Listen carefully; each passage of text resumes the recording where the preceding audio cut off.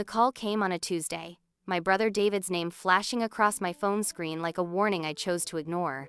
"Natasha, we need to talk." His voice was oddly formal, lacking the casual warmth I'd grown accustomed to during our weekly calls. "I've been meaning to tell you something important."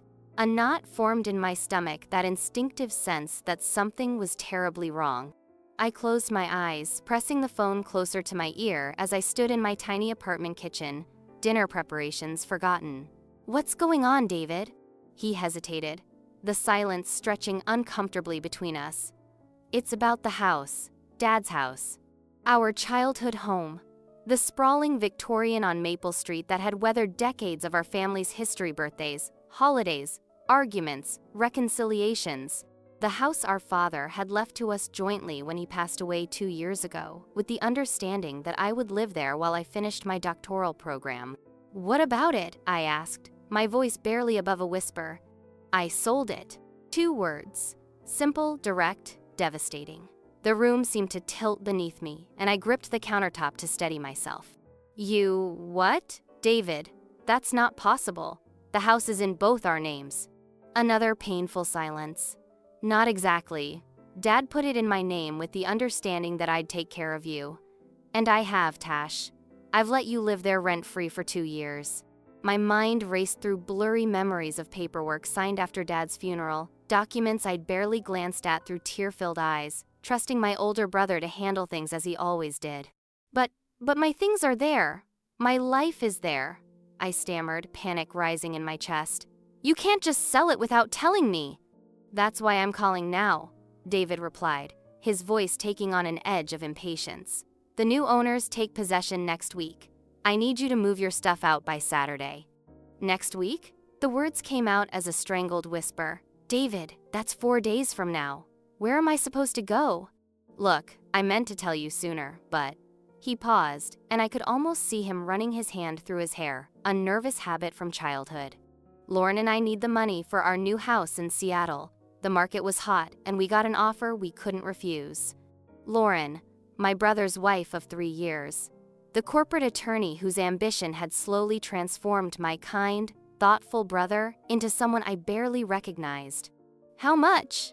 I asked, anger finally breaking through my shock. "What? How much did you sell our family home for?" He cleared his throat. $1.2 million. The air left my lungs in a rush. Our father's house, the house he'd worked his entire life to pay off, the house where he'd raised us after Mom died, sold for $1.2 million. Money that, by rights, should have been split between us. "And my share?" I asked, already knowing the answer. "Tash, be reasonable. You've been living there for free. Your share was 2 years of not paying rent in one of the most expensive neighborhoods in Portland." Tears burned behind my eyes, but I refused to let them fall. Not while he could hear them. "That's not what Dad wanted, and you know it. Dad wanted us taken care of. I'm doing well, and you're almost done with your program. You'll be fine. You always land on your feet." The casual dismissal of my situation, of my rightful inheritance, felt like a physical blow. "I need to go," I said flatly. "Natasha, don't be like this." I hung up. For several minutes, I stood motionless in my kitchen, the half-chopped vegetables forgotten on the cutting board as my world imploded. My brother had sold our family home without my knowledge or consent, and now I had 4 days to pack up my entire life and find somewhere else to go. My phone buzzed with a text from David. "I'll send some boxes over tomorrow. Lauren knows a good storage place if you need it." The audacity of his help ignited something inside me. I threw my phone across the room, watching with grim satisfaction as it clattered against the wall. Then, I sank to the floor and finally let the tears come. The following morning, I called in sick to the university where I both studied and taught as a teaching assistant. I couldn't face my students or colleagues while my life was disintegrating. Instead, I drove to the family home. The house that was no longer Minianed stood in the driveway, staring up at its familiar facade. Every window, every brick, every imperfection was etched into my memory. This was where Dad had taught me to ride a bike on the long driveway, where we'd planted Mom's favorite roses after she passed, where I'd studied late into the night, working toward the PhD that Dad had been so proud to see me pursuing. And now it was sold to strangers. I unlocked the front door, the familiar creak of the hinges bringing a fresh wave of grief. Inside, everything looked as it always had: Dad's antique clock ticking steadily on the mantel, the worn Persian rug in the living room, the family photos lining the hallway. It was a cruelty that the house remained so unchanged when everything else had so drastically shifted.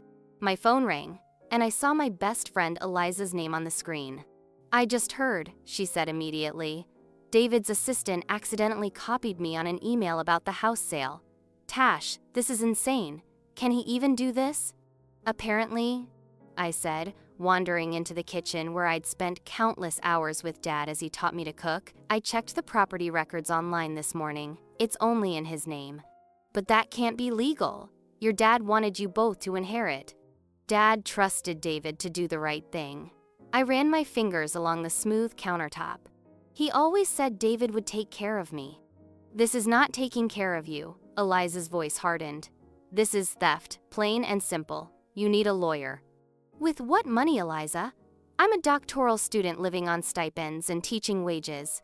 David knows I can't fight him on this." There was a pause before Eliza spoke again. "You can stay with me while you figure things out." Her kindness brought fresh tears to my eyes. "Thanks, but your studio is barely big enough for you. I'll figure something out." I attempted a laugh that sounded hollow even to my own ears. "Maybe this is the universe telling me it's time for a change." "This isn't the universe, Tash. It's your brother being a greedy jerk." After hanging up, I began the heartbreaking task of sorting through my belongings, deciding what to keep, what to store, what to discard. Every object felt weighted with memories, making the process agonizingly slow. By evening, I'd made little progress and was sitting amid piles of books when I heard the front door open. "Tash?" David's voice echoed through the house. I didn't answer, but he found me anyway, standing awkwardly in the doorway of what had been my bedroom since childhood. "I brought boxes," he said, gesturing to the hallway, "and I hired movers for Saturday." I looked up at him, this stranger who shared my blood, my history. "How generous of you," he sighed, stepping into the room. "I know you're upset." "Upset?" I cut him off, getting to my feet. "David, you stole my inheritance and you're making me homeless. Upset doesn't begin to cover it." "That's dramatic. You're not homeless." "Where am I supposed to go in 4 days?" He shrugged, avoiding my gaze. "You could get an apartment. The university has housing options." "With what money, David? Do you have any idea how much I make as a TA? How expensive rentals are right now? Dad left this house to both of us so I would have stability while I finished my degree." "Look, I'm sorry about the timing, but Lauren and you needed the money," I finished for him. "For your new life in Seattle. I heard you the first time." He had the decency to look uncomfortable. "It's not just that. Lauren's pregnant, we're starting a family, and we need a bigger place." The news hit me like another betrayal. My brother was having a baby, I was going to be an aunt, and he hadn't even told me until now, using it as a justification for selling my home out from under me. "Congratulations," I said coldly. "I'm sure your child will appreciate knowing their future was built on what you stole from your sister." "That's not fair." "None of this is fair," I shouted, my composure finally shattering. "Dad trusted you, David. He thought you would honor his wishes, that you would protect me like you always promised him you would. What happened to you?" He flinched at my words, and for a moment, I saw a flicker of the brother I'd known, the one who had held my hand at Mom's funeral, who had championed my academic pursuits, who had promised Dad on his deathbed that he would always look out for me. But the moment passed, replaced by a hardened resolve. "I'm doing what's best for my family." "I am your family," I whispered. He looked away. "I'll leave the boxes here. The movers will be here at 8 a.m. on Saturday." And then he was gone, his footsteps echoing on the hardwood floors as he walked away. I stood there, surrounded by the remnants of my life, feeling more alone than I ever had before. The next few days passed in a blur of cardboard boxes, packing tape, and grief. Friends came to help Eliza, my colleague Marco, even my elderly neighbor Mrs. Chen, who brought homemade dumplings and quiet sympathy. But their kindness couldn't erase the fundamental betrayal or the looming uncertainty. By Friday night, most of the house was packed up. my belongings sorted into 3 categories. What would go into storage? What would go to Eliza's tiny apartment where I'd be temporarily staying? And what I would sell or donate? The house felt strange now, hollow and echoing. The spaces where furniture had been removed, revealing paler patches on the walls. I wandered from room to room, saying goodbye to the home that had been my sanctuary. In Dad's study, the one room I'd left for last, I sat at his desk, running my hands over the worn wooden surface. This was where he'd helped me with homework, where he'd reviewed my college applications, where he'd proofread my first academic papers. The drawer still stuck in the same place, requiring a gentle tug to the left before it would open. Inside, I found the usual supply spends, paper clips, a stapler, but beneath them was a thick manila envelope I hadn't seen before. My name was written on it in Dad's distinctive handwriting. With trembling fingers, I opened it. Inside was a letter, dated just weeks before his death, and several legal documents. As I read, my heart began to race. "My dearest Natasha," Dad had written. "If you're reading this, it means I'm gone, and something has happened to make you search through my desk. I'm guessing it involves your brother." A choked laugh escaped me. Dad had known. Somehow, he had anticipated this. David has always been ambitious, driven by success in a way that reminds me of myself at his age. But where I learned to balance ambition with compassion, I fear David is still learning that lesson. I've put the house in his name for tax purposes, but enclosed is a legal agreement we both signed, stipulating that the house is to be jointly owned by both of you and cannot be sold without mutual consent until 5 years after my passing. My hands shook as I flipped through the document. There it was, signed by both Dad and David, notarized and official. "I've also established a trust in your name," Dad's letter continued. "It contains enough funds to cover your education and provide you with stability as you build your career. David knows about this but cannot access it. The details are with my attorney, Margaret Wilson, whose contact information is enclosed." Tears blurred my vision, but this time they weren't only from grief. Dad hadn't abandoned me after all. He had protected me, even from beyond the grave, anticipating the very betrayal that had occurred. I checked the time, 10:30 p.m. Too late to call an attorney, but not too late to confront my brother. I drove to David's apartment in downtown Portland, the documents secure in my bag. My hands gripped the steering wheel so tightly, my knuckles turned white. All the hurt, the fear, the anger of the past few days had crystallized into a steely resolve. When David opened his door, his expression shifted from surprise to wariness. "Tash? What are you doing here so late?" "I need to talk to you," I said, pushing past him into the sleek, modern apartment he shared with Lauren. She was there, sitting on the couch, her face a mask of polite confusion. "I found something interesting tonight," I said, pulling out the documents and slapping them down on the coffee table. "Care to explain why you sold a house you legally couldn't sell without my consent?" The color drained from David's face as he recognized the paperwork. Lauren looked between us, her brow furrowed. "David, what is she talking about?" "It's nothing," he said quickly, reaching for the papers, but I snatched them back. "It's not nothing, it's fraud," I said. "You sold property that wasn't yours to sell. That's illegal, David." "You wouldn't really sue your own brother," he said, but his voice lacked conviction. "I wouldn't have thought my own brother would steal my inheritance either. Yet here we are." I turned to Lauren. "Did you know about this agreement? That David couldn't legally sell that house without my consent?" Her eyes widened, darting to David accusingly. "You said it was all taken care of, that Natasha was fine with it." The realization hit me like a physical blow. "You told her I knew? That I agreed to this?" David's silence was confirmation enough. "The sale completes on Monday," I said, my voice steady despite the emotion threatening to choke me. "You have until then to cancel it, or I'm calling Dad's attorney first thing Monday morning." "Natasha, be reasonable," David began, but Lauren cut him off. "No, David, fix this." Her voice was ice. "I will not start our family with stolen money." I looked at my sister-in-law with newfound respect. Perhaps she wasn't the villain I'd assumed her to be. "Dad also left me a trust," I said, turning back to David. "Did you know about that too?" His eyes couldn't meet mine. I knew. "Were you ever going to tell me?" He had no answer. I gathered the documents and headed for the door. At the threshold, I paused, looking back at my brother, this person I'd loved and trusted my entire life, now revealed as someone capable of such calculated betrayal. "Dad believed you were better than this," I said softly. "So did I." The call came on Monday morning. I was at Eliza's, surrounded by boxes, still planning my next move despite the confrontation with David.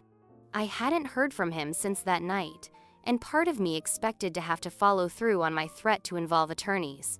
But when I answered, it was Lauren's voice that greeted me. "Natasha, it's done. The sale is canceled." Relief washed over me so intensely I had to sit down. "Really?" "Yes. David's on his way to the house now to tell you in person, but I wanted to call first." She paused. "I had no idea, Natasha, about any of it. The agreement, the trust, that you didn't know about the sale. I'm so sorry." "Thank you for telling me," I said, unsure what else to add. While I appreciated her call, it didn't erase the pain of what had happened. "David and I were working through some things," she continued. "What he did, what he almost did, it's not the man I married. It's not the person I want raising our child." I remained silent, letting her speak. "We're not moving to Seattle anymore," she said. "David's company has agreed to let him keep his position here in Portland. We're going to get counseling." Another pause. "I hope someday you can forgive him. Forgive us." After we hung up, I sat quietly, processing. Forgiveness seemed like a distant, unlikely possibility at that moment, but the fact that the house was still mine, still ours, felt like the first step in a long journey of healing. When David arrived an hour later, he looked different, smaller somehow. The confidence that had always radiated from him dimmed by shame. "The sale is off," he said, standing awkwardly in Eliza's living room. "The house is still ours." "Yours and mine," I corrected. "Legally." He nodded. "Yours and mine?" He held out a set of papers. "I've had my attorney draw up new documentation. The house is being put in both our names, officially." "And?" He hesitated. "I've also transferred half of what would have been the sale price into your account. $600,000. It's what Dad would have wanted." I took the papers wordlessly. "I'm sorry, Tash," he said, his voice cracking. "I don't know what happened to me. After Dad died, with the wedding, and Lauren's career taking off, and the baby coming, I just got caught up in building this perfect life and forgot about what really matters." "Family," I said quietly. "Yes." His eyes met mine, filled with regret.